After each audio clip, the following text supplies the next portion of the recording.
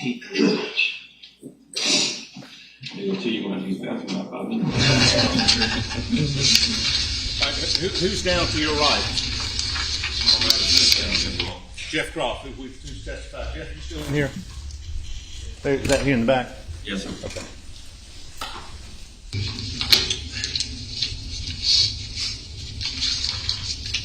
What time is this?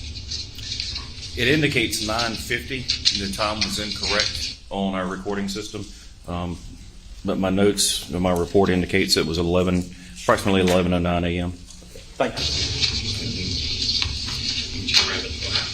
I'm sorry, Jeff. One of the jurors is requesting something, Jeff. This TV needs to be posted down so you can see it, and that box has it blocked on the other side.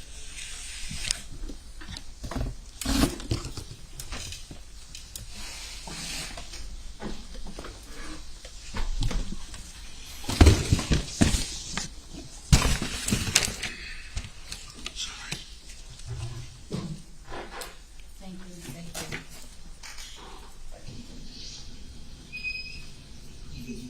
Doing good, man. Can't complain. Ready to see some cool weather.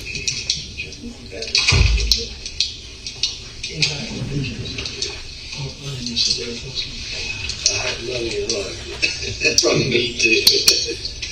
Great, if I can stop for 1 second. To the left of Mr. Murdaugh, I know we've got an inset smaller, but to the left of Mr. Alex Murdaugh, the defendant, is that Corey Fleming? Yes, it is. Thank you. It was brutal at my house last week. The air conditioning went out. Oh, okay. Yes. More, you spell your name with 2 M's or one? M.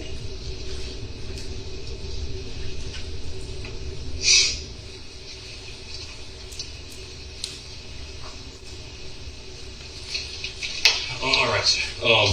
Alec, I appreciate you coming in today. I know we got a lot to talk about. You have millions of questions. But before we get started with your questions, this has been going on for over 2 months, and we've done a lot of work. I know you have. And I've got some more questions that I need to get clarifications on. Sure. Okay.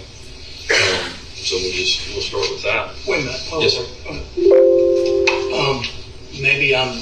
Maybe I'm mistaken. I thought we were coming here so you could update him on what's going on. And I intend to do that as Okay, we let's go. do that first. Okay. All right, let's do that first. The update is I'm doing the investigation, and I have some questions that I would like some answers to. And I mean, certainly, if I ask the question, if you don't want to answer it, you don't have to answer it. No, I'm fine with that. I mean, it's more clarifications of the 2 interviews you've already given me. Totally understand. Okay. Just wait 1 second. Yeah. Wait 1 second. All right. I need for you to tell me, are you going to give us information, or are we just here for you to ask questions? Now, I'm going to give you some information. Right. Why can't you give us information first? Some of the information that you're asking about are in my questions. And as we go through, you'll see. Okay. I don't mind. I know you don't, but I can't. I mean, I'm a friend, but I'm also a lawyer, and I like to know what we do. I like to understand what we're talking about. I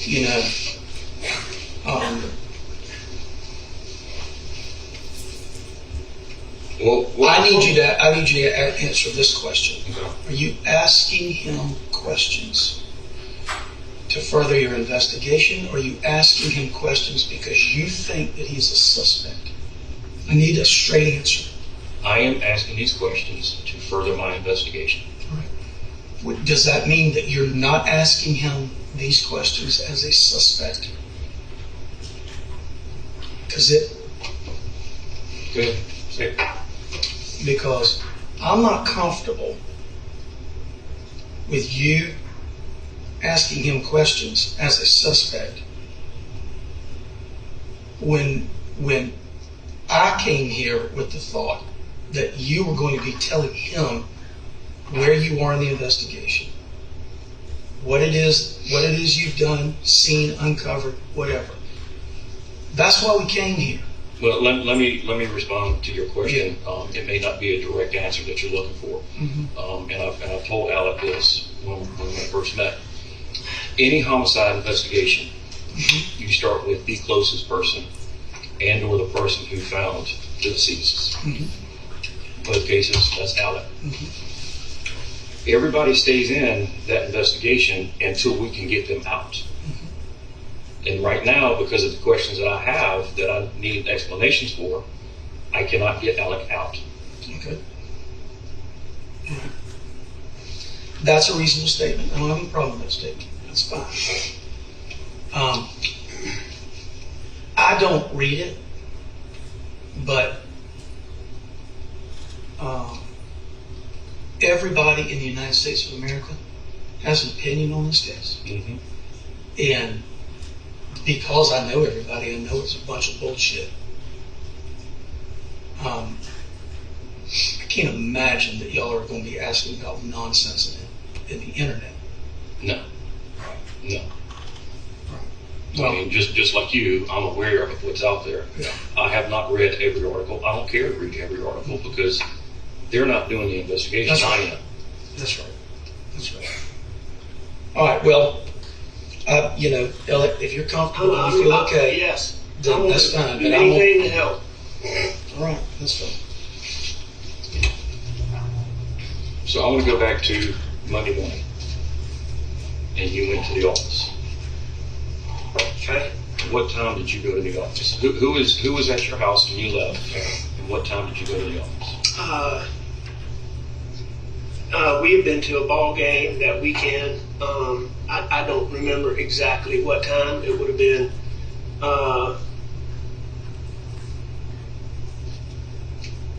somewhere between 8:30 and 9:30, probably. Okay. 10 o'clock maybe at the latest. Something like that.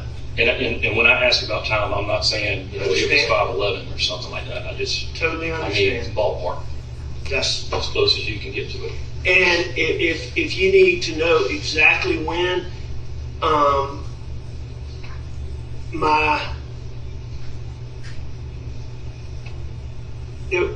there would be a keypad that will tell when exactly I went in my office Okay. that I can get for you. Okay. So So you have a key fob to get in your office? a card. A card. Yes, sir. Perfect. Okay. But a little bit. It was probably a little bit on the later side of that. I guess I know Maggie got up early to get out of there because she had an appointment in Charleston. Just don't remember if I left right after she did or I piddled around. And I already know that Paul stayed at John Marvin's that night, so it was just you and Maggie at the house. That's correct. And I know when you were at the office, you were working on motions, and some of those motions you dealt with were for Paul's, the boat accident, or the boat case. I'm not really doing the legal work. I understand, but you're Paul's dad, you're a lawyer, you're definitely going to know what's going on. Yeah. So what were those motions? Did it deal with Parker's, or was it the actual boat accident, or? It was the civil case. Okay.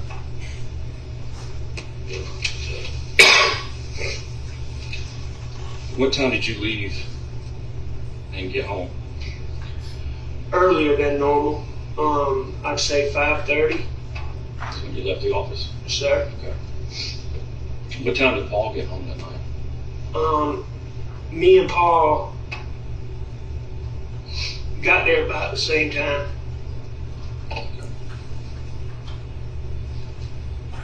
Maybe he was a little bit later than me, or maybe a little bit earlier than me, but it was close to the same time.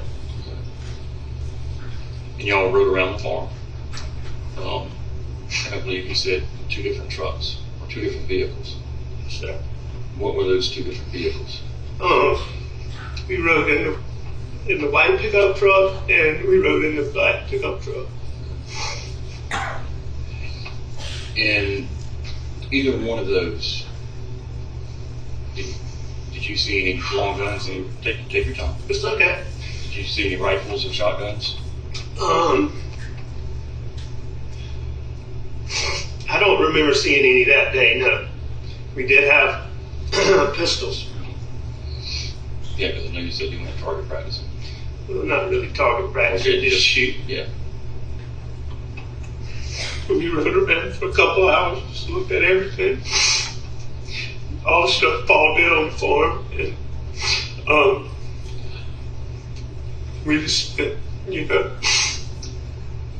time together.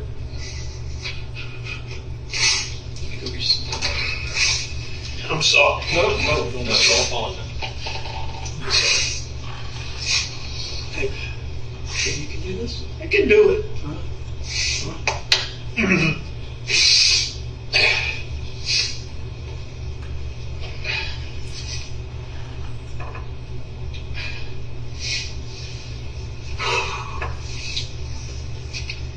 We started out going to look at the sunflowers because we was worried about the sunflowers. That was the first thing we looked at, and then we just rode. We just rode and looked at. I mean, we hadn't done it in a while. We just rode, talked, and rode, talked. What you talk about? Everything, just one of the main things, he'd been having trouble, his feet had swelled up, and we were worried about blood pressure and stress on him, and I mean, he handled all this stuff so amazingly, but I mean, we were just so worried about it. But I mean, we talked about that, we talked about the farm, we just talked about everything. Has Paul been seeing a doctor for his feet? No, sir. So y'all trying to get him to go? Trying to get him to go. He was resistant. Yeah, he had been resistant, but much less so after his feet swelled up. I mean, he'd been having all kind of little problems, but much less after his feet swelled up. As parents, I'm sure you and Maggie stayed on him about going. How did he respond to you? To going out? No, going to the doctor. He did. When y'all talked about it. He's very resistant. Very, very resistant. I mean, we talked to him about seeing a doctor, about the stresses of everything with the boat wreck. He didn't think he needed to do that. I mean, we tried to watch him really closely. But he was resistant. What time did Maggie get back home that night? Later.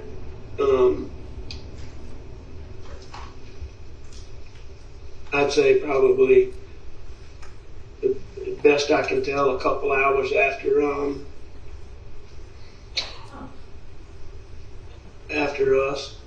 we got there. When you and Paul returned back to the house, was Maggie there? I can't remember if Maggie came by the shed when Paul and I were up there, or if we met her at the house. But,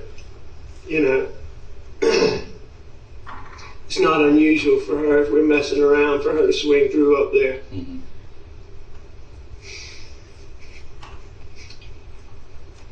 And Maggie wasn't supposed to be coming home. I've since found out she was worried about me, and me worried about my dad. Mm-hmm. And so she came home. So at that point in the interview, she said, did he tell you she came home because she was worried about his dad? Yes. Basis for the objection. Leading, he just repeating what the jury just heard on the video. Yes, sir. God, I can play it and come back and ask him to clarify that. That's all. Go ahead, please.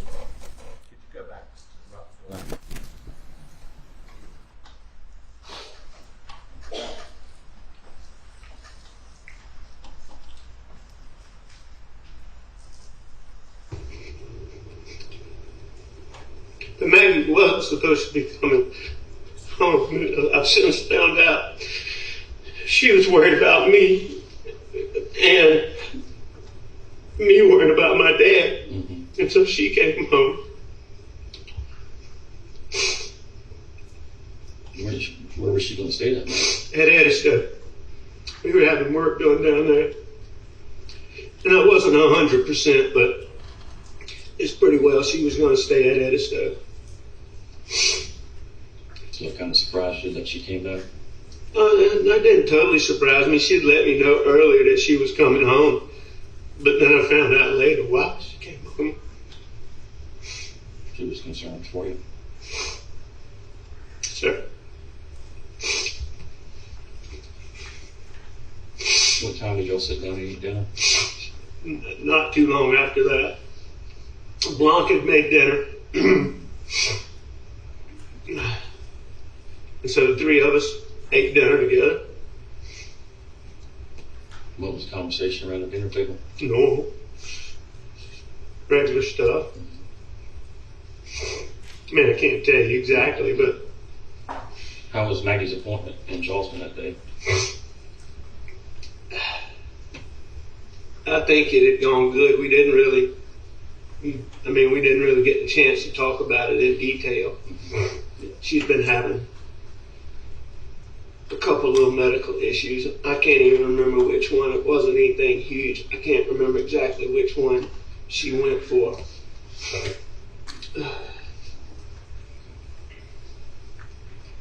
And after dinner, Maggie and Paul went to the kennels, or? You know, I don't know exactly how that went. I stayed on the couch and I dozed off.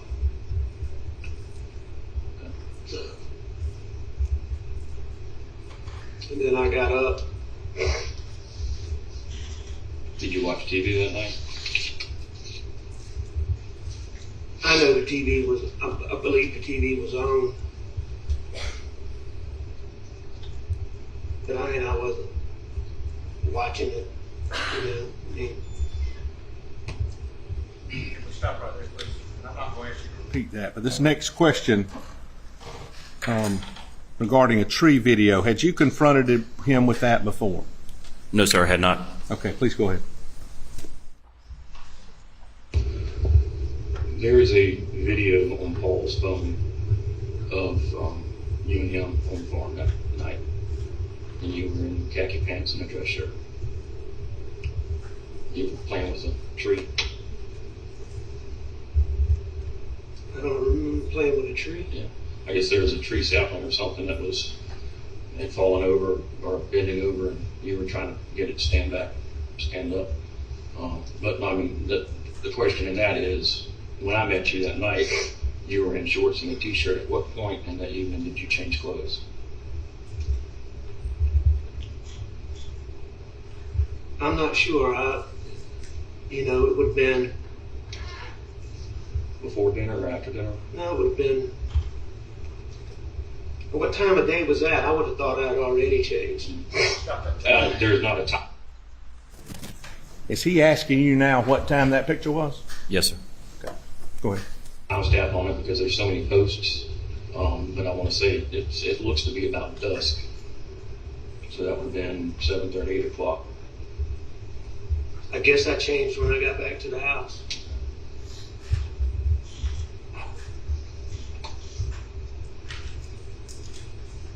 Earlier when we spoke, and you talked about waking up from your nap and going to check on your mother, and you tried to call Maggie and you tried to call Paul, and then you sent Maggie a text that you were going to check on your mother. You also told me that Maggie didn't normally go with you to check on your mother, but that she might ride that night. Did you go by and check on her? Go by and check on my mom? Maggie, before you left to go? No, I didn't. With her not responding to you and thinking that she might ride with you, why didn't you? I don't remember having plans that Maggie was going to ride with me. But maybe she had told me that she was that night. I don't recall that. I don't remember that specifically, but I mean, it wasn't. She didn't normally go with me.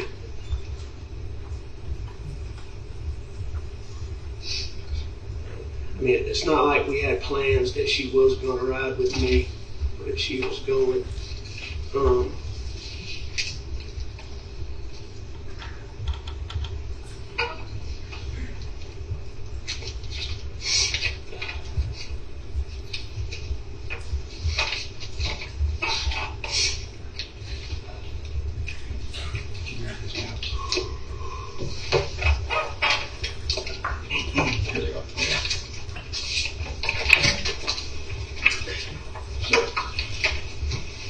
These are just some maps I pulled off of Google. Okay.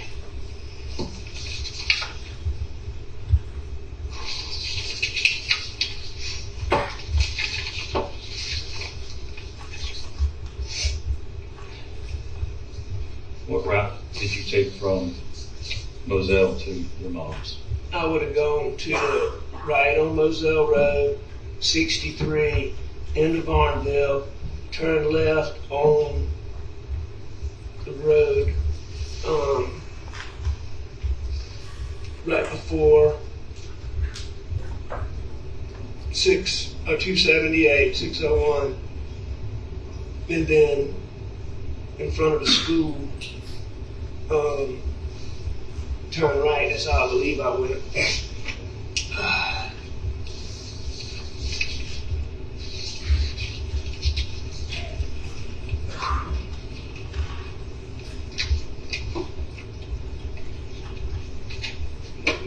Said right on Moselle to 63. No, sir, right on Moselle. Yeah. The normal way is right on Moselle to Dobson Road. Okay.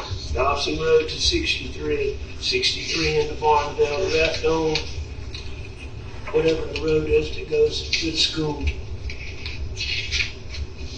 Right. And then either 63 or left on the road that goes down, and then on 63.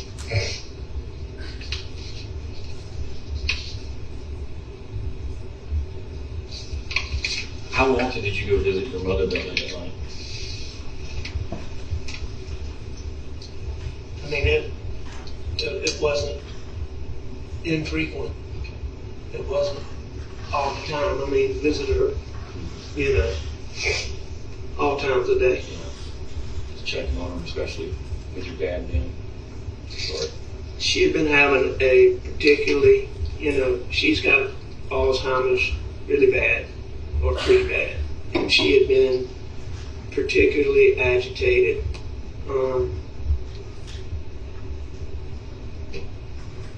With him not being there, and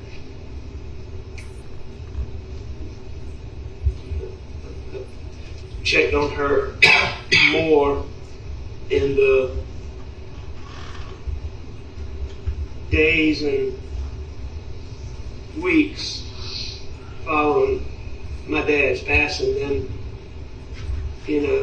otherwise, but several times a week, any time. How long would you say you were at your mom's that night? 45 minutes, an hour. Had you talked to Shelley Smith at this point? She had been interviewed, yes. I had not spoken with her by that time. 45 minutes to an hour. Yes, sir. Please go. You had to take her back home. Did you make any stops on the way? On the way there, On the way to your mom's work and your return trip back home? stops. No, I didn't go anywhere. I went straight there. I did not. No, sir.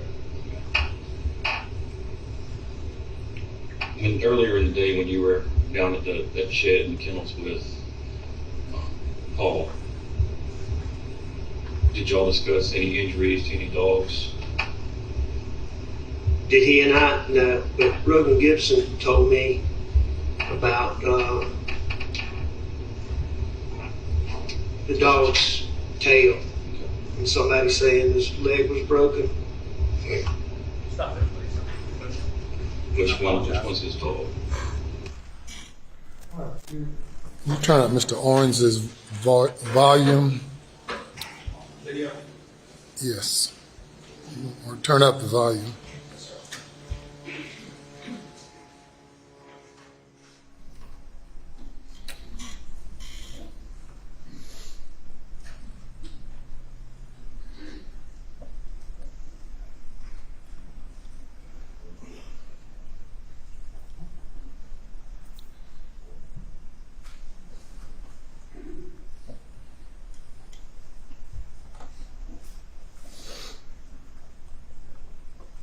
Any dogs? Did he and I? No, but Rogan Gibson told me about the dog's tail, and somebody saying his leg was broken. So right here in the interview, your question was, did Paul tell you that? So did he deny that he'd had a conversation with Paul about that? He never said he had a conversation. What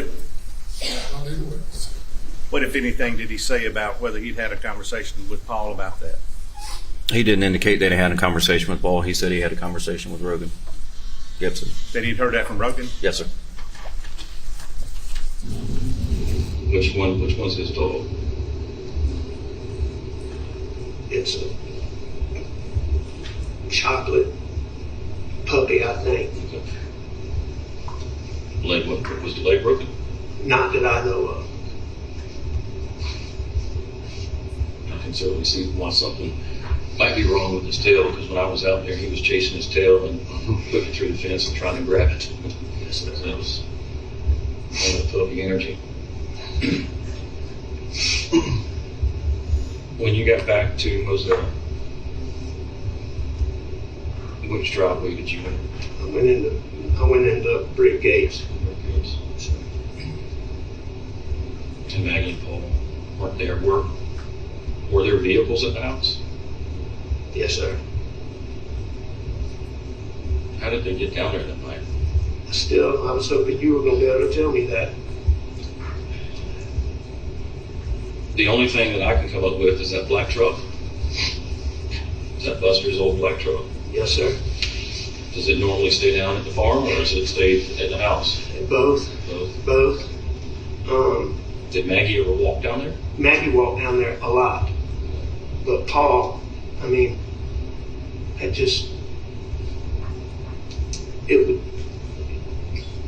would, if you showed me some proof that Paul walked down there that night, I would be surprised. Absolutely surprised. Well, thinking about Paul's health concerns, do you think Maggie could have gotten him to walk that night? Say, come on, let's walk with me this one time. You know, it's possible, but again, that would be highly, highly unusual. He would have talked her into riding.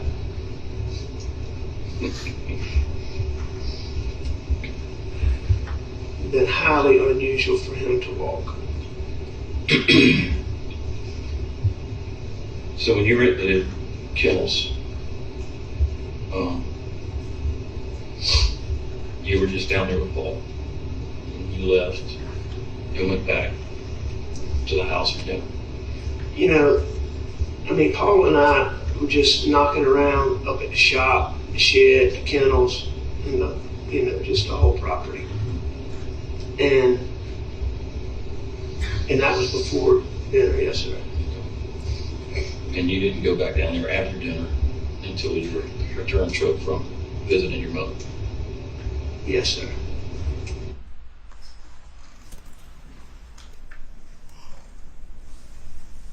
That's it. Keep going.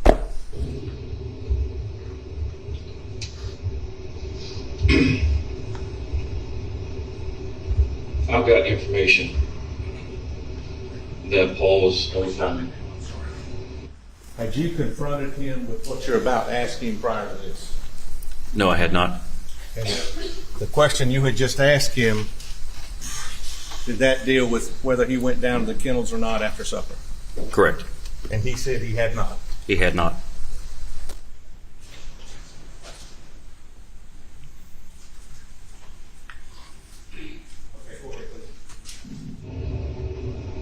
And Maggie was heard in the background, and you were heard in the background, and that was prior to 9 p.m. I heard Rogan Gibson ask me if I was up there. He said he thought it was me. Was it you?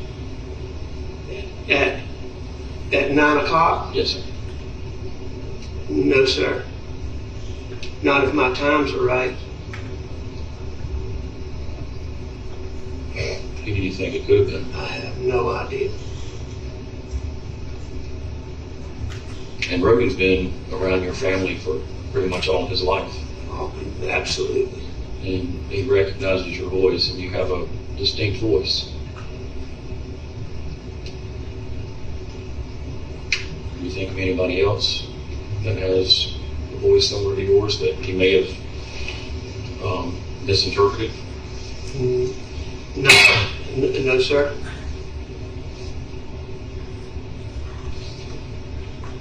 I mean,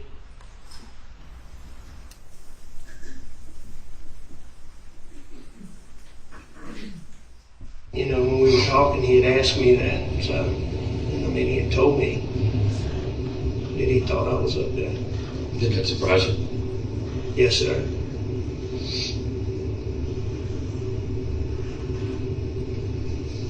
So when you returned back to the kennels, when you returned home from your mother's, where were the dogs? They were like they were when I didn't put dogs up. Okay. So they weren't running loose? however they were. Okay. At one point in the 911 call, you say here, like you're talking to somebody else or something else. I say here. Here, yes, sir.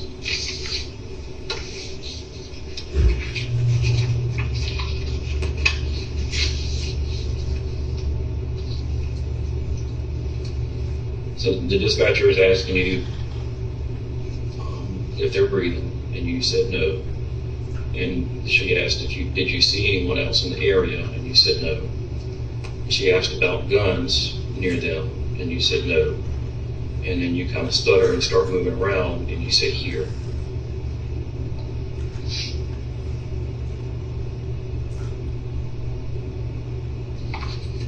I don't have any memory of saying that. I guess I'd have to listen to it but I don't recall a dog being out. I'm certain that there was not a dog out.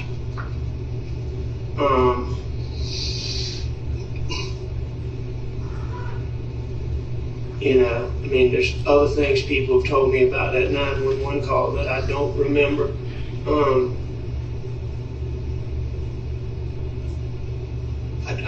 I don't know here. Like I was calling a dog. Calling a dog, talking to somebody else. I don't know. That's why I'm asking. Yes, sir. And there obviously was nobody else out there. And I'm things on the internet that just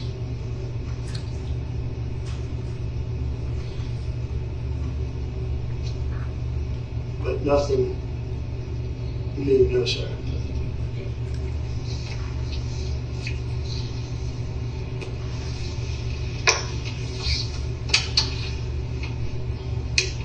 So during the 911 call, and we also talked about that that night, you returned back to the house to get a shotgun. Yes, sir. What door did you enter? The best that I can remember, I went in the side door, and I went straight to the gun cabinet. Were you focused on any particular shotgun, or you just grabbed one? I just grabbed one. How do you normally load your shotguns?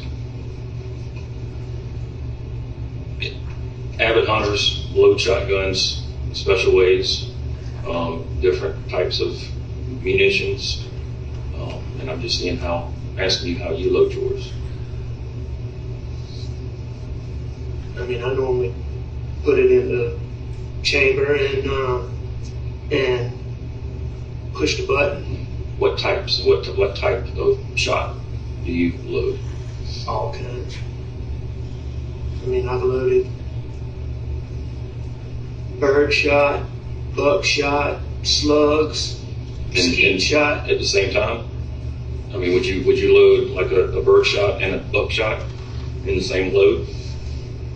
Not normally. I mean, normally you put them in, a load for whatever you're hunting. Mm-hmm.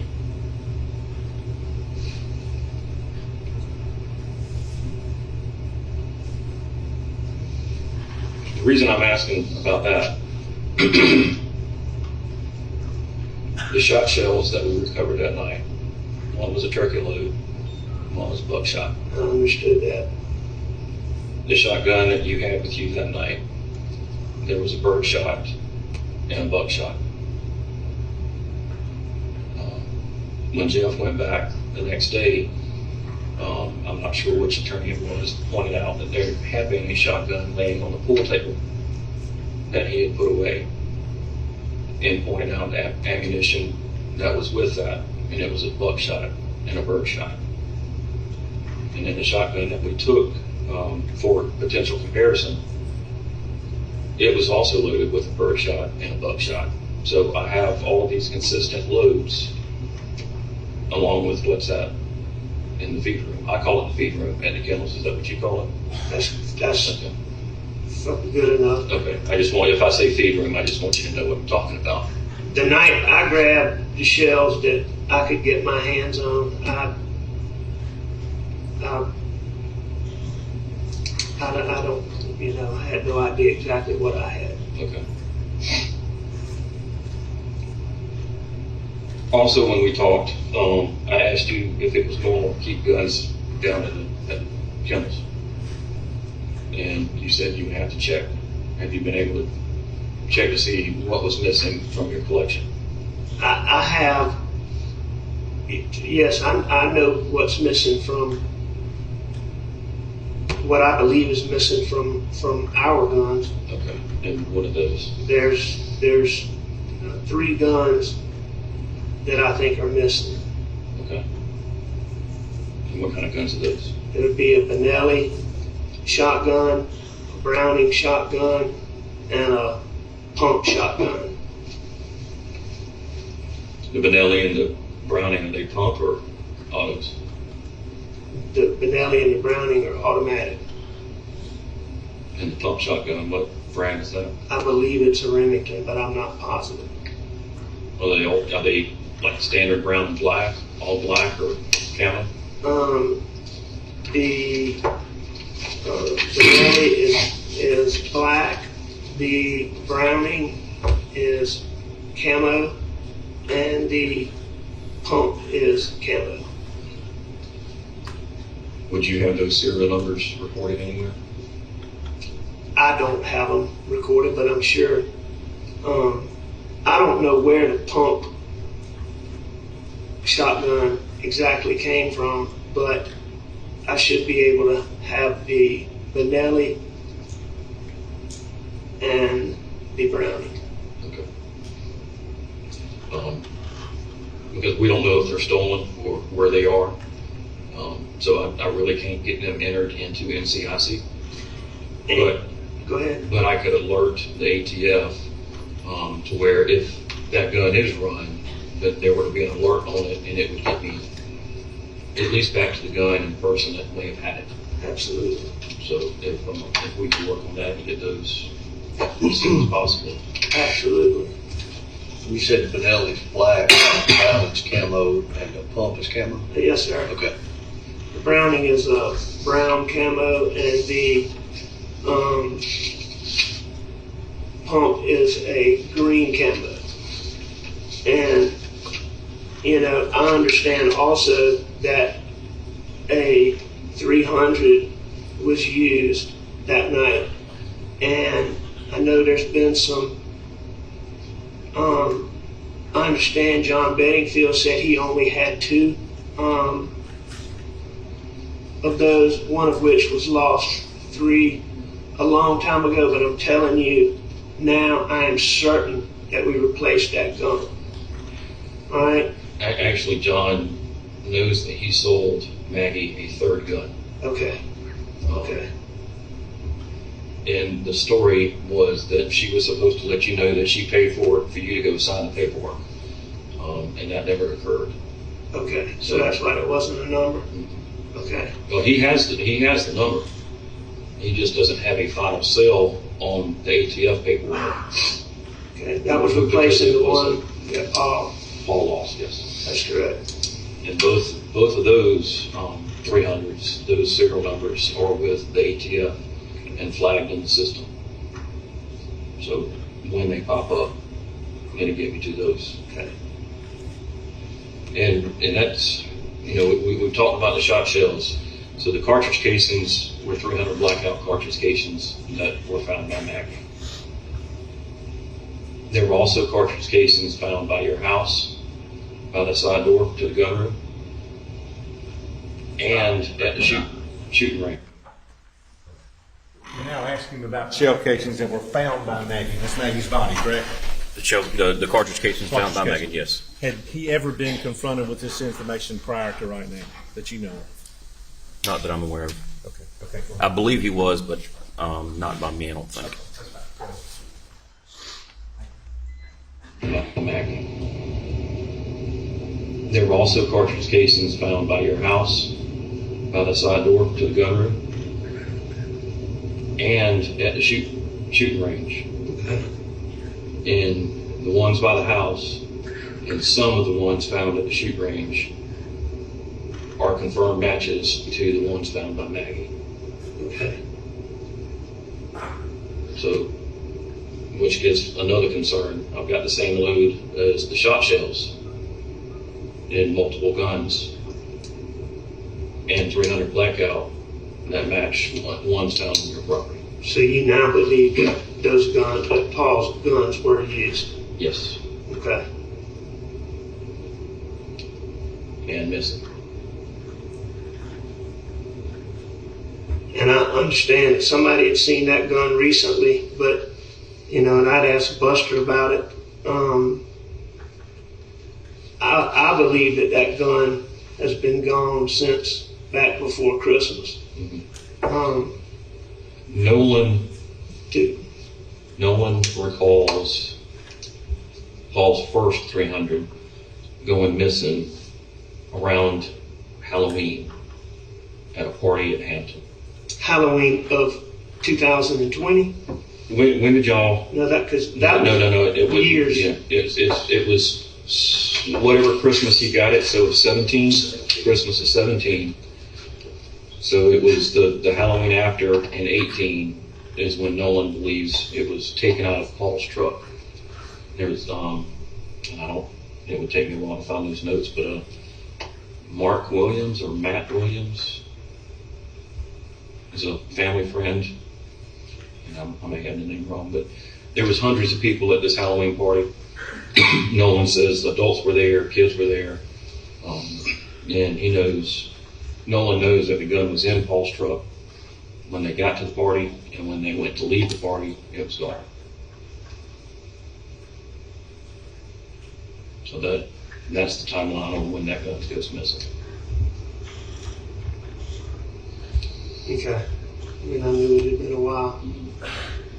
And I think in April of 19 is when, April of 18.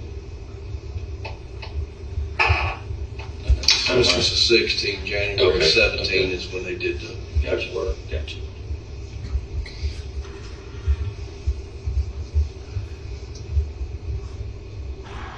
Another part in the 911 call, you made the comment, I should have known. And the questioning that surrounded, dispatcher's asking, is anybody else supposed to be at the house? And you said, no ma'am, please hurry. and she says, we're getting somebody out there to you. And your next comment was, I should have known. What are you referencing in that statement? I don't remember saying that, but I guess, all the threats and, and I had been convinced it just was something to do with the boat wreck and, all of that.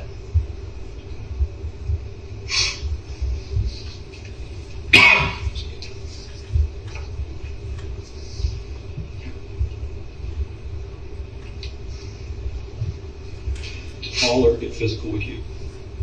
Ever get into a heated argument and get physical? One time, a little bit where he wouldn't listen to me. Did you ever get physical with him? No, sir. Talking about Maggie, did Paul get physical with Maggie? No. Sure, she probably wanted to at times. I'm sure she wanted to with all of us. Yeah.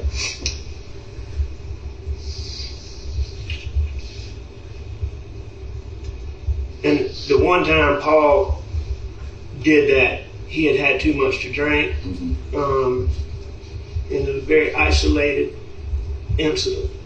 Where was that? Was that at Moselle or Edisto? That was at Moselle. So that was pretty recent. No, sir. It had been a while.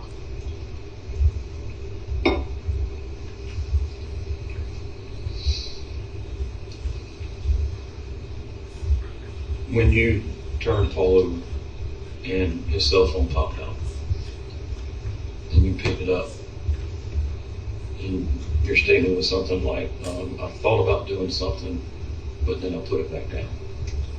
And that was the interview, our first interview. What were your intentions with the phone? I don't know. When I went up to him and the phone came out, I don't remember having intentions of doing anything with the phone.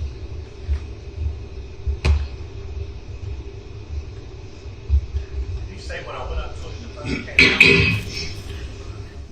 Yes. Phone popped out when you go on the first interview. Okay, thank you.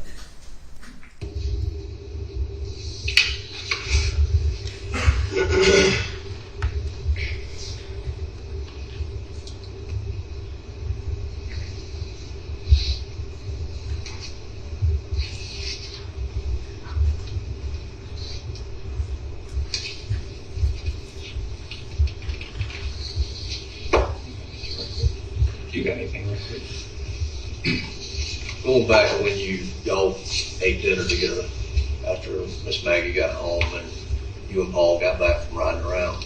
So, Can you estimate about how long y'all would have been at the dinner table or ate at the dinner table? it wasn't any long drawn out dinner. Just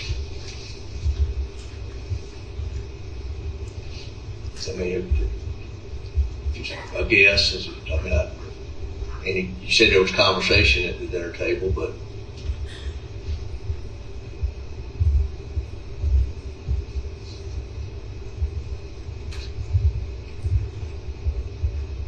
15, 20 minutes. However long it takes to.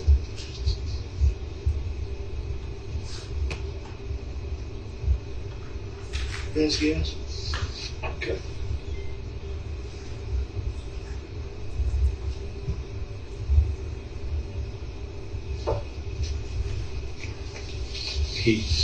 David asked you just earlier about when y'all were riding around the farm, and you said y'all had the pistol in the truck. Y'all had shot a few times, really not target practice, and shot a few times. You said that you had on that day you didn't see any long guns, rifles, or shotguns in the vehicle. Prior to that, how long prior to that do you recall seeing guns or any guns in that vehicle? Paul always had guns. Okay. So, it was very unusual for Paul not to have guns. And when you say guns, rifles or shotguns or Everything. Both? Okay, yes, sir.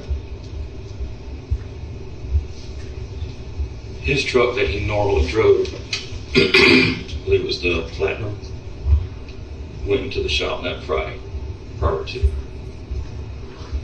I think Mark Ball went and got some video from Jimmy Butler's that shows Paul dropping the truck off and not removing anything from it. So basically, he would have taken the rifles out at home. Do you know what he did with those rifles? If he would have put them in a different truck, or if he put them in the house, or would he have? So the truck that he drove, where was it parked on that Friday? So where would he have swapped everything out? I'm not sure. I'm not sure where the truck that he drove on Friday.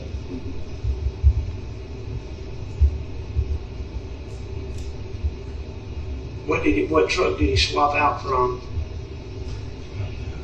I think when he went to Charleston, Dale said that he helped hook up the boat to one of the white Fords.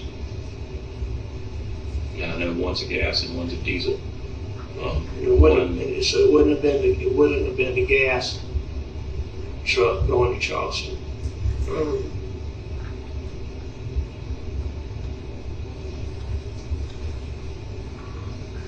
I'm not sure. So this occurred the Friday before everything happened? Yes, sir.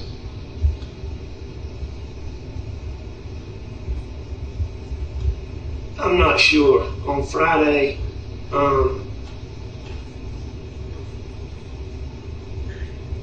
I had gone to stay in the hospital with my dad.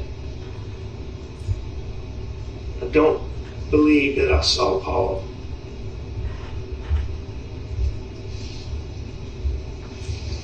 On Friday. When did y'all go up to Columbia? On Saturday. Why didn't Paul go with y'all? You know, I mean, Paul, he didn't. He liked to go to sports when there was a crowd, but that wasn't his thing to go. Is that always how it's always been, or because of the boat incident? No. I mean, he wasn't into ball as much.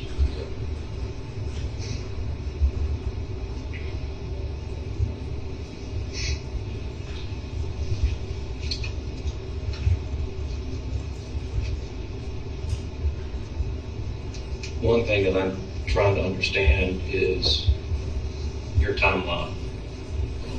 You said you probably went to the office 8:30, 9 o'clock, 10 o'clock, and you left early around 5 or 5:30. And there's been some other timelines or times that we've talked about and you can't quite remember what the times are or what time of day it was. When the dispatcher asked you when was the last time you saw Maggie or talked to Maggie, you said an hour and a half, 2 hours ago. To me, that's, a set, without thinking about it, you rattled off that time. We're sitting here trying to figure out a timeline. The question was, you told the dispatcher hour, 2 hours ago? Hour and a half to 2 hours. Hour and a half, 2 hours. What time was the 911 call? 10:06 p.m. Hour and a half, 2 hours prior to that. Yes, sir. Go ahead. And you're having trouble coming up with a specific time. Oh, man, that's fair.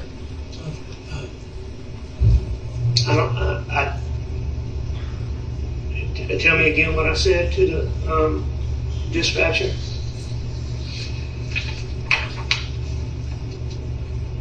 You said an hour and a half ago, probably 2 hours.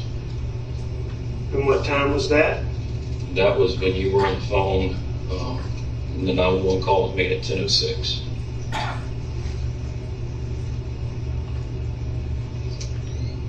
So given 2 hours back, that would have been 8.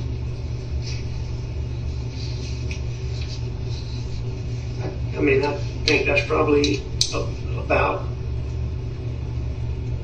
I think that's probably about right. And so what do you believe I'm giving you an inconsistent answer? No, I'm just trying to wrap my mind around it when I'm asking you what time you went to the office that day, what time you got home. Can I ask you a question? At this point in the investigation, did you have the video back from Paul's phone showing the dog at the kennels? No, sir, I had not.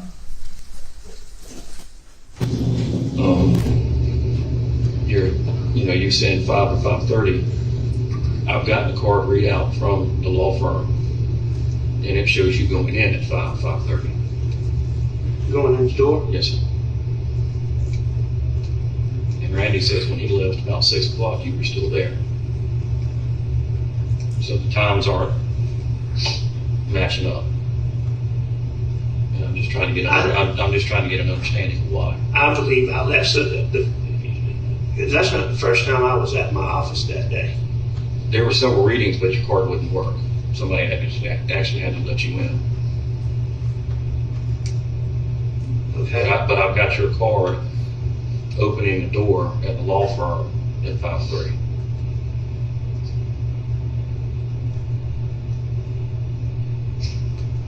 And then Randy saying when he left at 6, you were still there. I'm trying to understand. You know, I left the office earlier than I normally do. What's your normal time to leave? I mean, it's not unusual for me to be there till dark. You know, I try to get home when Maggie's home, before dark. She don't like staying out there by herself in the dark. That's right. So,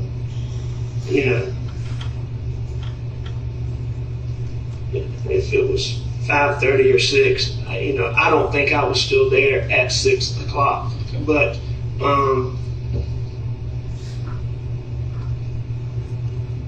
if I was, it wasn't long after that. Okay. So,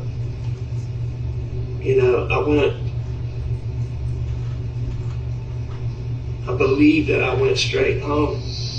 So, my car, have y'all been able to get Chevrolet to download my? We're still working on that. Okay. That's a long process. Well, I mean,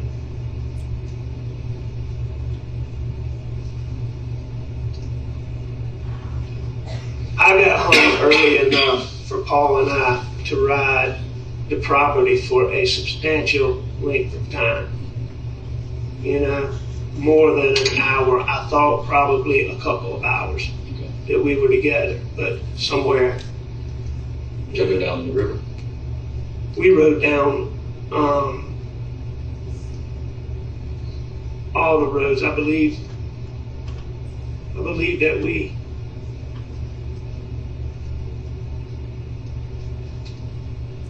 rode all over. We rode all over.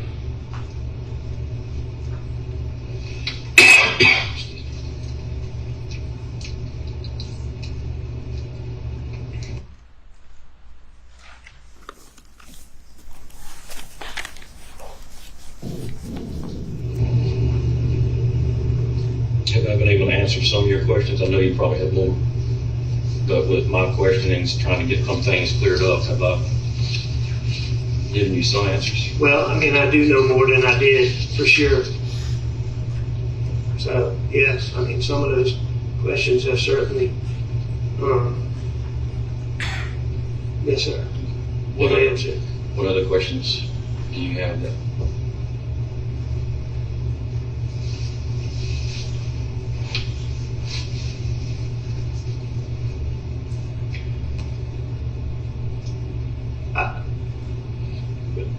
I would like to know exactly what happened.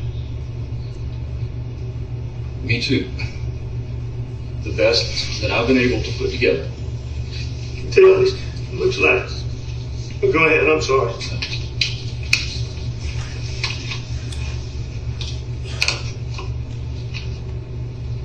I believe Paul was shot first. for the simple fact of where he was located. How many times was he shot? Twice.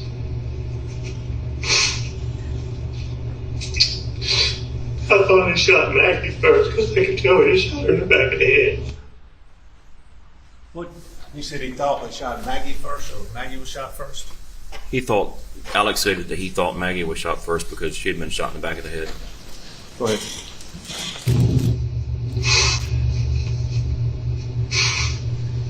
We may honestly never know who was first, but I think it was Paul, for the simple fact he wouldn't have, if he saw his mother getting shot, he wouldn't have run to that feed room. Unless that's where one of the guns was. But, you know, we've already established family guns were used. And if they came from Paul's truck was at the house. So where were they? And how did they get down there? And how did they get down there? Did you just ask him, we've established family guns were used? Yes, I did. Objections overruled. Proceed. What was his response? Sorry. Would nothing be the answer? Correct. Go ahead.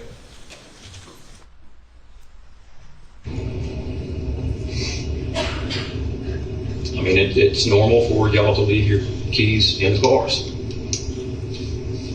However, if somebody showed up and did this, you're not going to take Paul's truck back to the house and leave the key in it. I mean, do you, Just right before that question. And how did they get down there? You know, we've already established family guns were used. And if they came from Paul's truck was at the house. So where were they? And how did they get down there? And how did they get down there?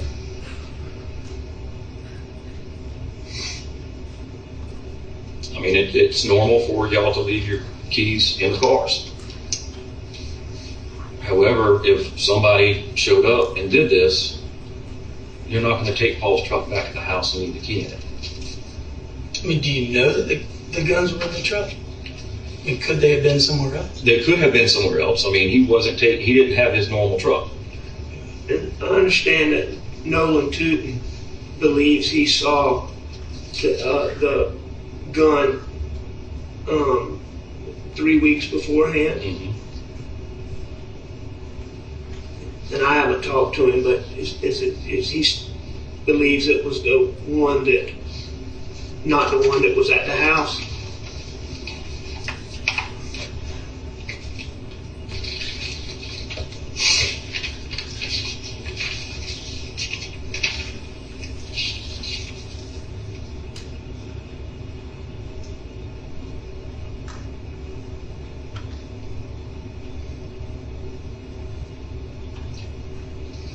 I think it was a Benelli was his shotgun that he always kept, that Paul always kept with him.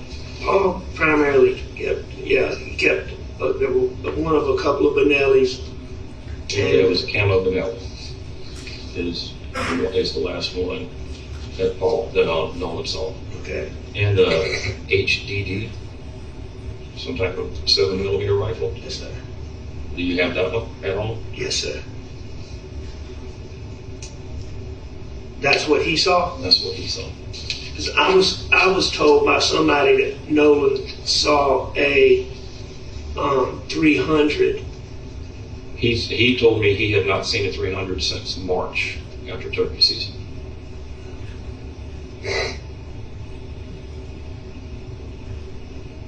Okay, well, somebody. But those were the go-to guns, and those are the last ones that he saw. The He said he had- HDD and the. And Benelli. He had not seen the 300 since March during turkey season.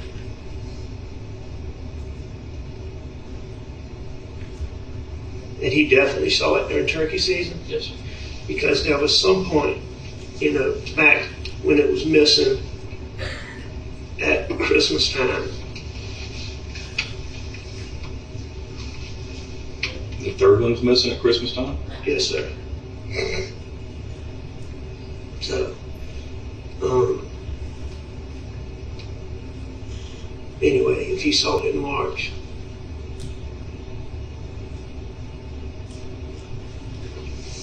Did y'all get any kind of forensic of anything that y'all found? Just the rain and the... I mean, we got plenty of DNA from the scene, but Yeah. it's Nolan's, it's Rogan's, it's Alex, it's Paul's, it's Maggie's, it's Buster's. How about you? Yeah. David, can you tell me for sure? Did either one of them live after they were shot the first time? Not long. Was that The shooting happened very quickly. Very quickly.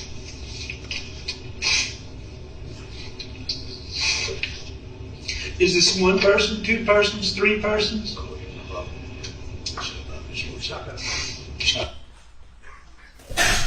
Is that the first time he's ever asked you that?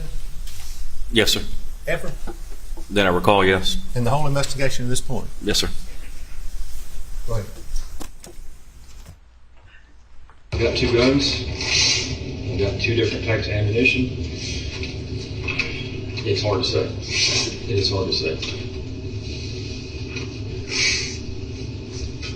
No, neither one of them suffered very long. Matter of seconds. Did that.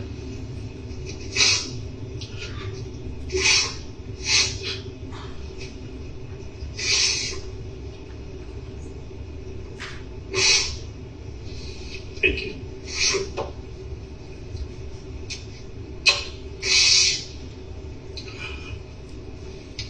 Have y'all been able to get anything in Boston that might lead to anybody? Would it be?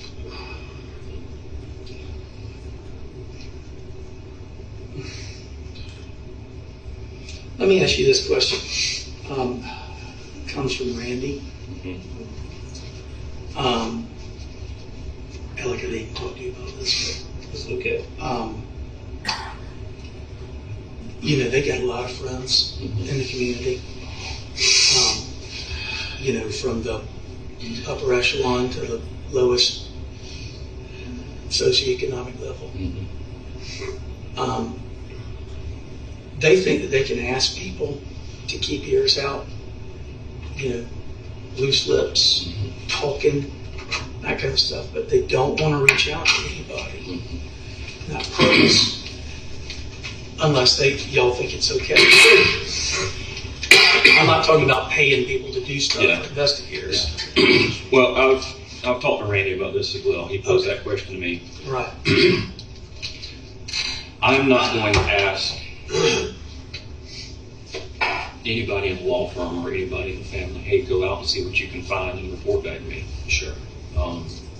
Because then it can be construed as they're working as an agent of the state. Sure. And I understand that completely. You don't even have to explain that. I understand it. So, I told Randy, I said, I certainly can't stop you from going out. But I wouldn't ask them what they know and then report back to me. Tell them to call me. Tell them to call the tip line we have still set up. Or if you hear somebody talking about it, encourage them to call. Or give me the name and I'll go call. Okay. I hear what you're saying. So, David, we don't have not anything substantive that really makes you think, hey, this is a good... Yes. Like I said, the only DNA we have are family and close friends. We don't have any fingerprints. Unfortunately, we don't have any shoe wear or tire wear impressions because it rained that night.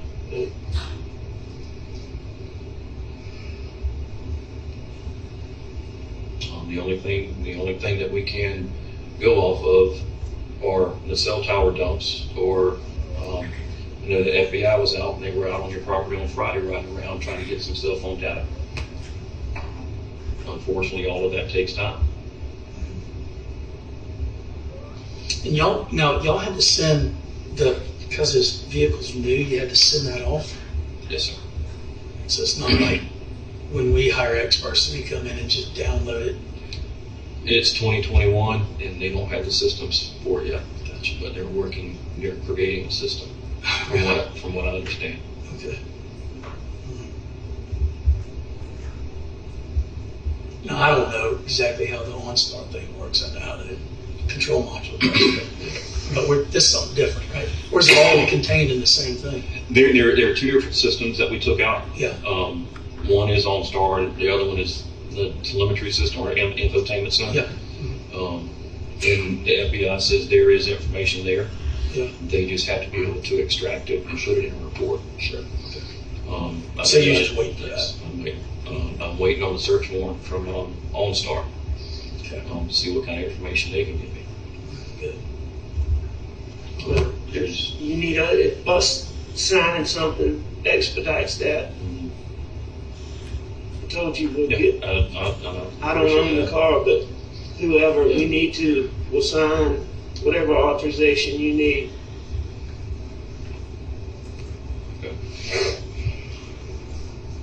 So you had said that, or maybe Jim told me or something about y'all were able to get in Paul's phone just with a search warrant.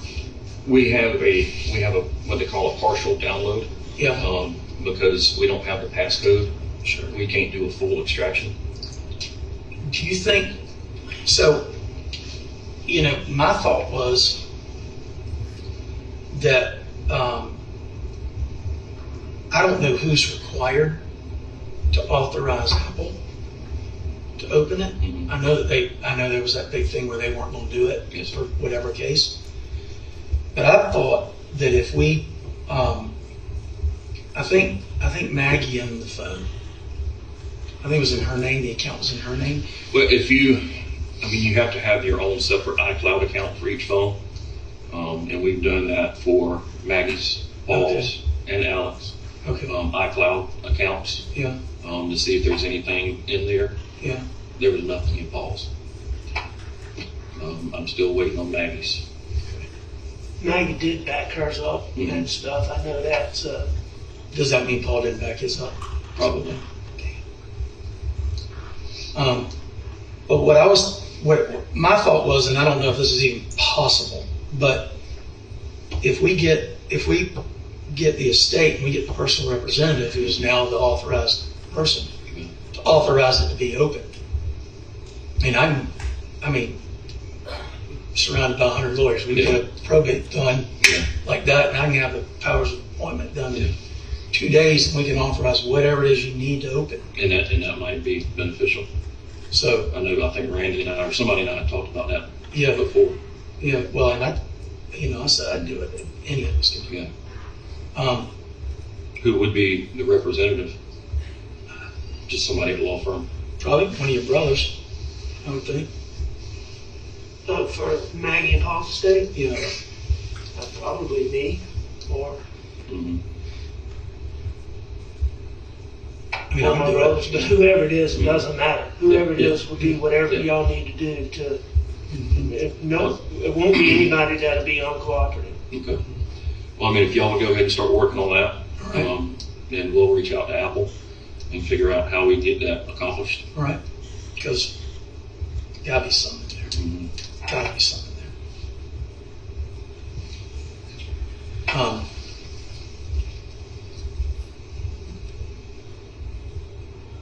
can't think of anything else. Have y'all had to track down all the wackos on the internet? Or just only the ones that you think seem a little more, not the opportunity and the inclination, There's been a few that I'm looking at. Yeah. But some of the information is just so far-fetched. Mm-hmm. I talked with one guy. He called in and says, well, I knew that Maggie's son bought a house right around the corner. I'm like, okay, well, no, they didn't. Yeah. That Maggie had left her husband some time ago and was going to move to Florida to be closer to her father because the mother was dead. And I'm like, okay, thank you, Doc. So it's a lot of that stuff. Yeah, people that want to get involved. Yeah. People that think they have some information. Especially the manner of death. They're all over the place.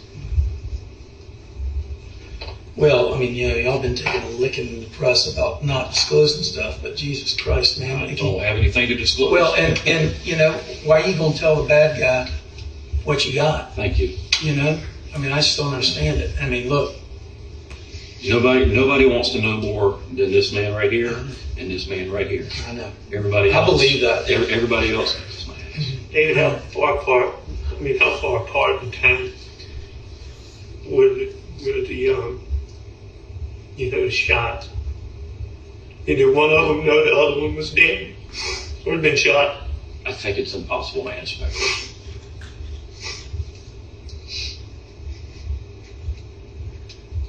I think it is impossible. But you certain Paul was shot first? I believe he was. I'm not certain. I believe he was. Maggie would have known that then, wouldn't she? You don't know how soon afterwards she was shot? And it all depends on how many shooters were there. I mean, if we're looking at two shooters, it could have happened at the same time.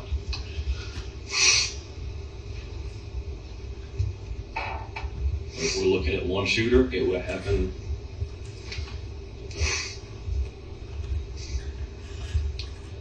And I know you can't help but think about it, but don't beat yourself up over getting that answer.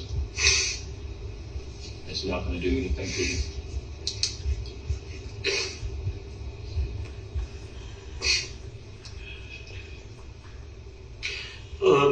When I asked you, now that you talked to me, are you willing to, if some of my family, Maggie's mom and dad or sister, are you willing to talk to them? Yes, sir.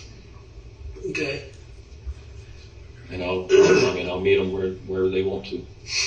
It would I be mean, easy I if know- you could meet them And faster than that. yeah. No, I mean, I live in Charleston, so it's Yeah. nothing for me to shoot up to Somerville and meet with the Grandsters.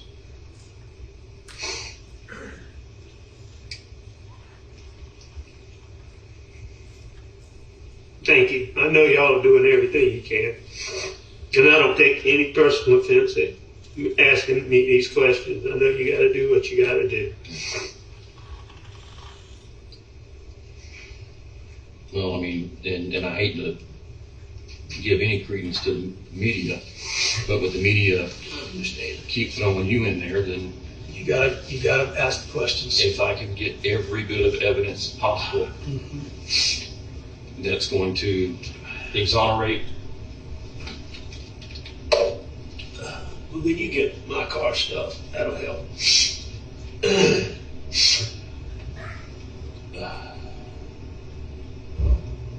Al, you said earlier Maggie didn't like staying out there by herself. Yes, sir. Was there any kind of, I know we asked you once before in one of the earlier interviews about cameras, and have y'all talked about doing any kind of camera system out there? Stuff getting missing. Maggie talking about stuff getting missing. We're hearing that type of stuff. So We never really had problems with stuff missing. But we still talked about getting, cameras and, doing all of that, but we just haven't done it. We talked about it for a while. but not really any conversation about stuff up and walking away or getting missing between you and Maggie. Any conversations between me and Maggie about stuff? You and missing? Maggie or you and Paul, either one, about stuff that had been missing, or had somebody came up and taken from the bar or from the house or anything like that? Only thing that I can remember being discussed missing was some drills and some Milwaukee tools. How long ago was that?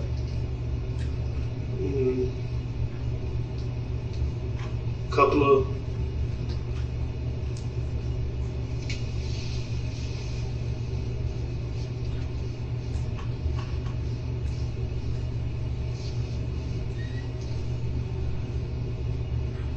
it was since CB got hired, I'm pretty sure. Okay. Because that was one of the things Paul, when he was looking for him, was going to ask CB. And I'd had a boy working out there for just a short period named Matt Luce.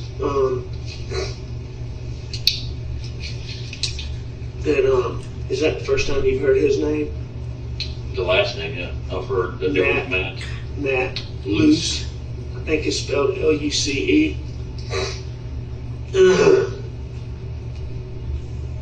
And he basically did what CB does now? No, Or something? he came in and was, just trying to, because I didn't have anybody working out there, just to kind of keep things from getting totally out of control. He came in and, he does that for another friend, works with another friend, and he's just kind of coming in to help me,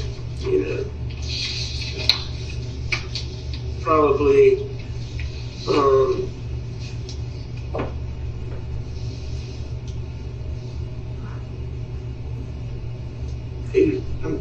I believe he probably would have been there in the late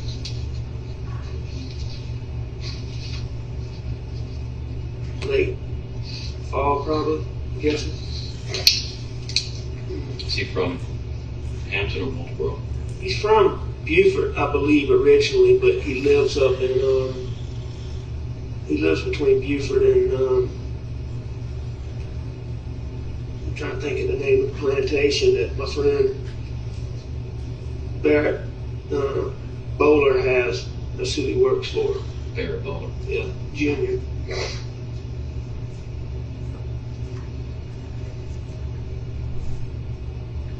Yeah, spell it. It's Bowler is how it looks. B-O-U-L-W-A-R-E.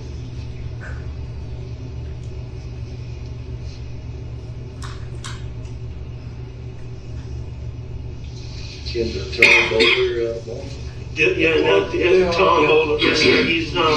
He was like one of my granddaddy's contemporaries, and now there's a Tom Bowler that's kind of just retired, and they are. I think that's they're kin, but not super close.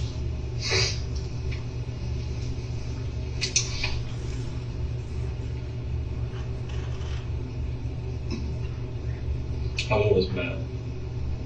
Ish. I'd say he's 35, like that.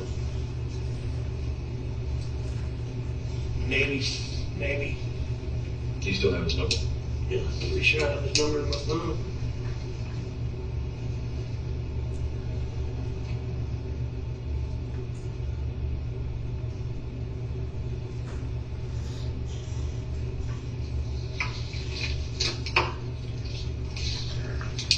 Just give me just a minute.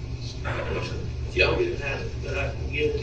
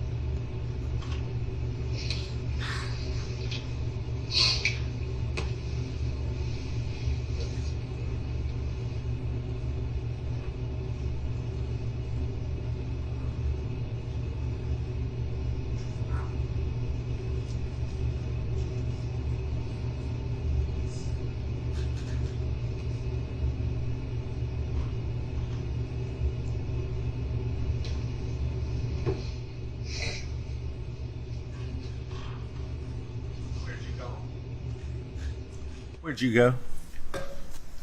I had to step out and use the restroom. Okay, sorry. Go ahead.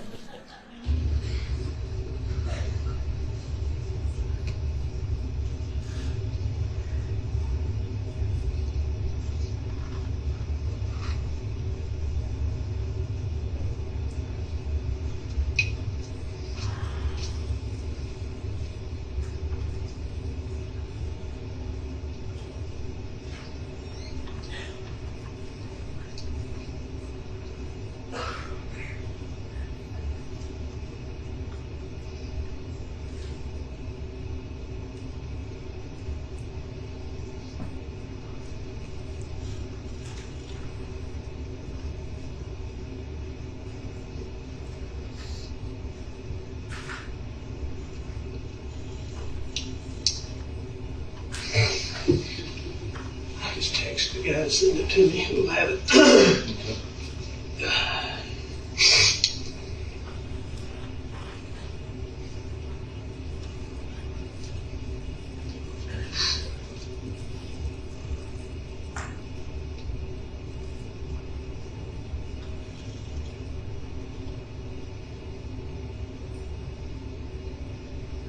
Can you think of anything else you want to ask questions about? Alright. Off the top of my head.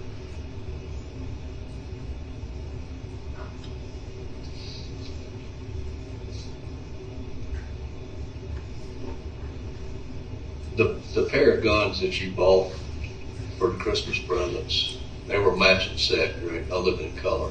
Am I right about that? Yes, sir. They were exactly the same. With thermal night vision and stuff like that. The one that you purchased to replace the lost one, did it have any kind of optics on it? Night vision scope, anything like that? It doesn't have a night vision scope. And I don't know if Paul had put something on it. He would move scopes around from gun to gun to gun, but I'm not. Oh.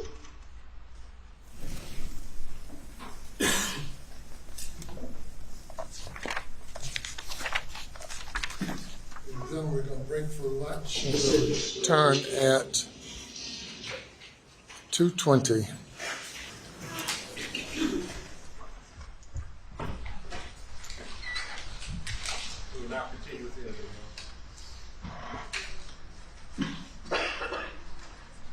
Specific scope on it. I don't know if you had, or we asked, when was the last time that gun had been seen? Do you know of? I know that we looked for it around the Christmas holidays, or we went to get it around the Christmas holidays. I asked about it around the Christmas holidays. Of 20? This past Christmas Yes, sir. holidays? Okay. And that was the replacement, what I guess we call it. That's correct. Okay.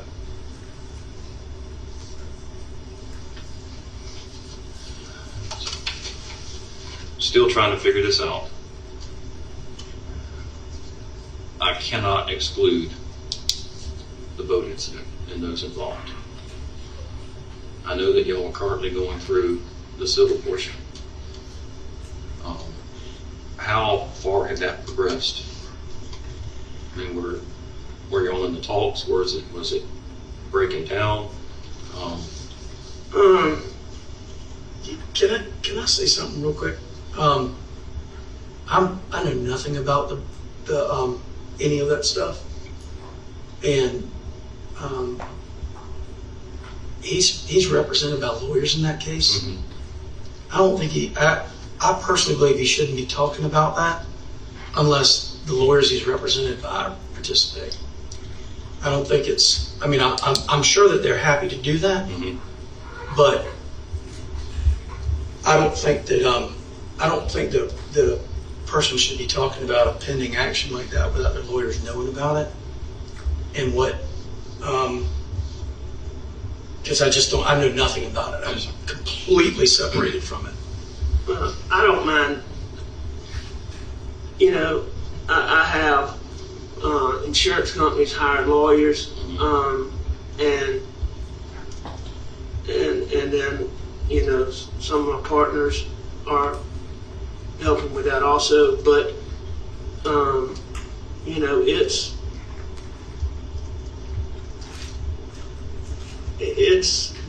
made some progress. It's you know, it's still unresolved, but it's not in its initial stages by any means. And what I'm getting at with this, you know, it's in progress. I just want to make sure that it's not make sure. Bad word there.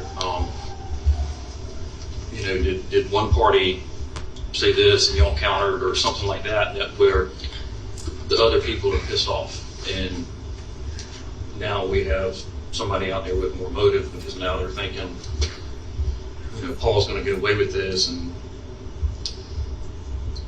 I mean, I'm not aware of any of those discussions. The only thing that I am aware of is that I've learned that one of the daddies of one of the kids in the boat wreck went to lengths to, or maybe it was his son, I don't know, but I was told that there are people out there that were being told you can't be friends with Paul and the Murdaughs and with us. You got to choose. And that was a dad going out telling. I don't know. Or I don't. It was that dad or that kid going out saying this stuff. I don't know that. I was told by a person who had been told that. It's Nate Tootin is the boy's name. So Is that, you can find out is from that him. any kin to Nolan? It's Nolan's younger brother. It's Nolan's younger brother. So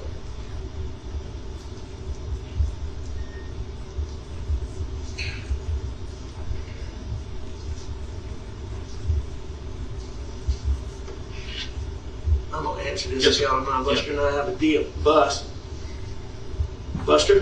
You probably don't get much service in here. Buster. Buster.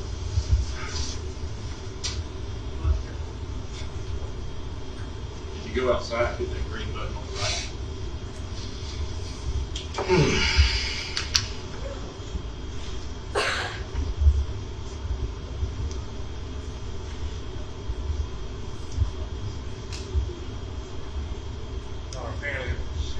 They explain my inability for the time. Apparently there's a period here where we've agreed we'll fast forward, which will pick back up when he comes back in.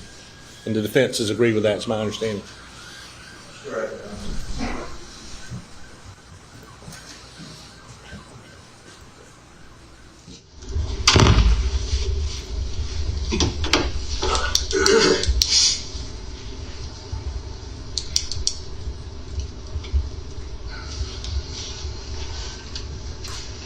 You don't have any more questions?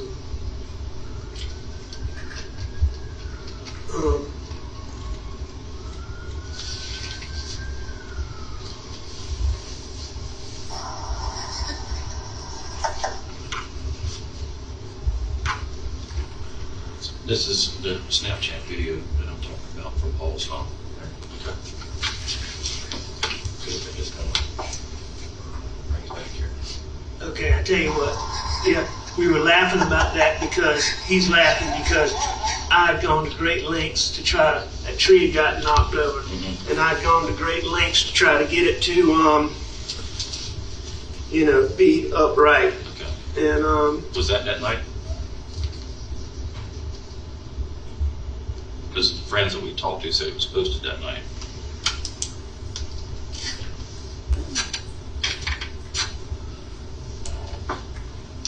I'm not sure.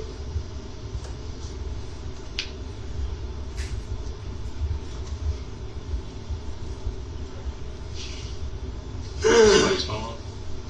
Sorry? Somebody's phone on? No, it's somebody's phone. I hear. like somebody talking in the background. Okay. Like it was a call that had dropped or something.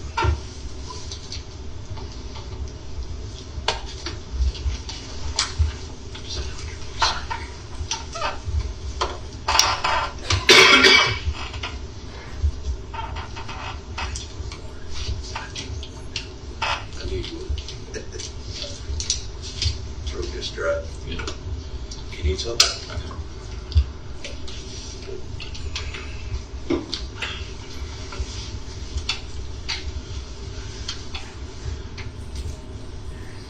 Anybody from the boat or their family that you've heard or know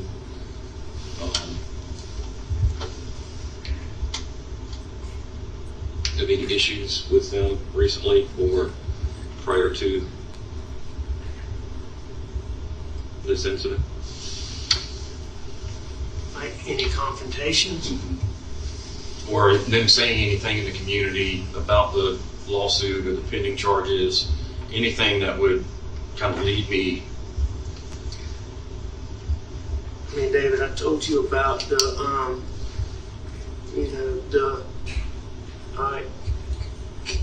Kenya, tree horn.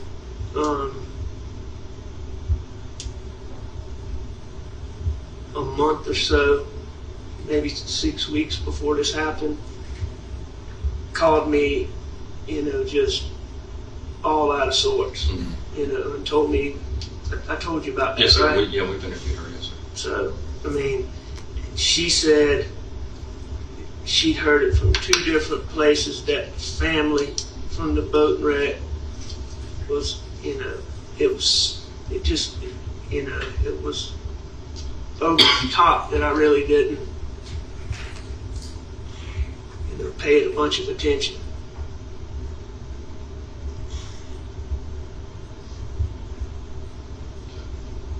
And I asked her about it. She said she didn't know who the people were, but she said that it was with a friend. It was at a friend's party. She knew who the friend was and would take y'all to the friend. So, has she talked to you about that? She's given us very little. Do you feel like she's being evasive?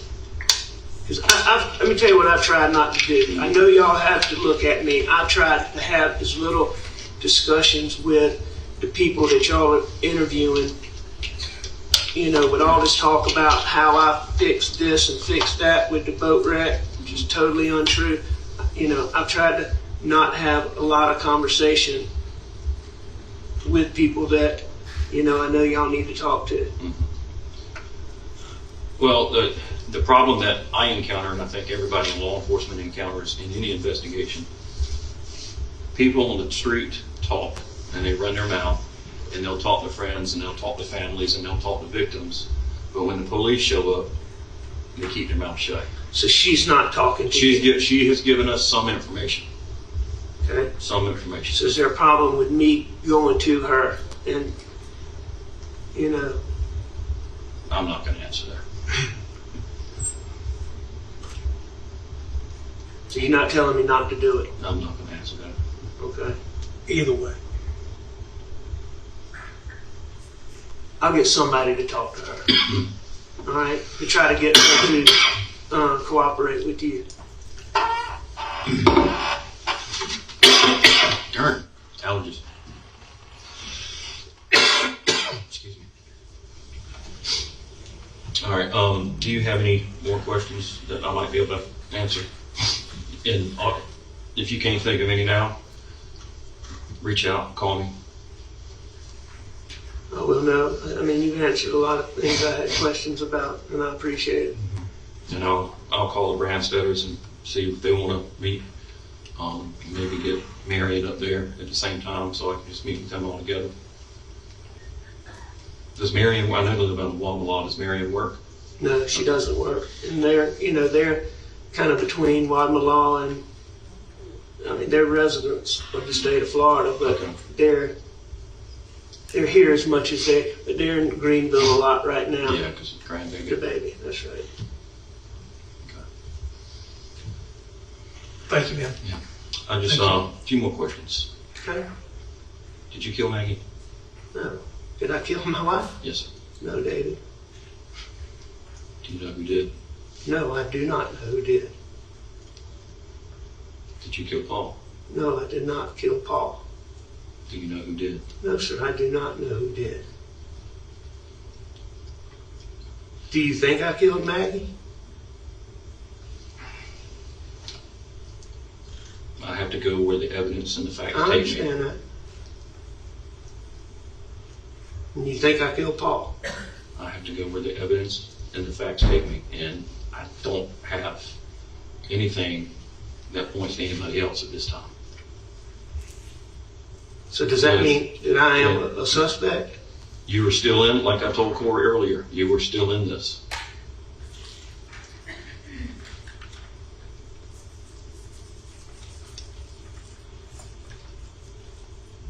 With everything that we've talked about, with the family guns, the ammunition, nobody else's DNA.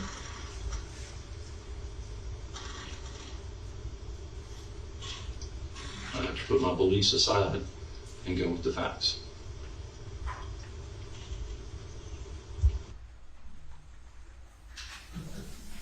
Talking with Mr. Griffin, there's one sentence after that before we redacted. We both agreed that I could lead and ask you after that last question. Do you say, well, I understand, I mean, and shaking his head? Yes.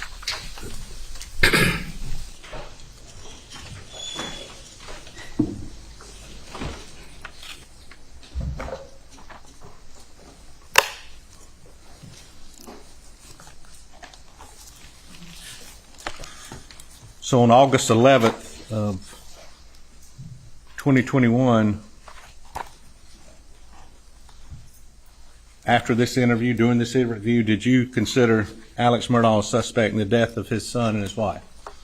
He was the only known suspect at that time, yes. And that day, was the case transferred from Solicitor Duffy Stone to Attorney General Alan Wilson with the South Carolina Attorney General's office? Yes, it was.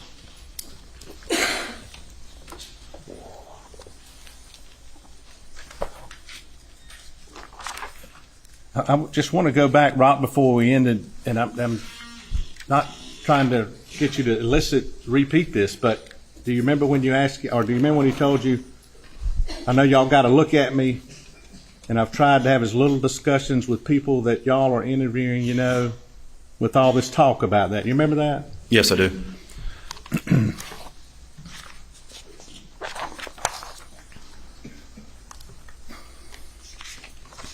How did you take that statement to mean, his answer when he said that?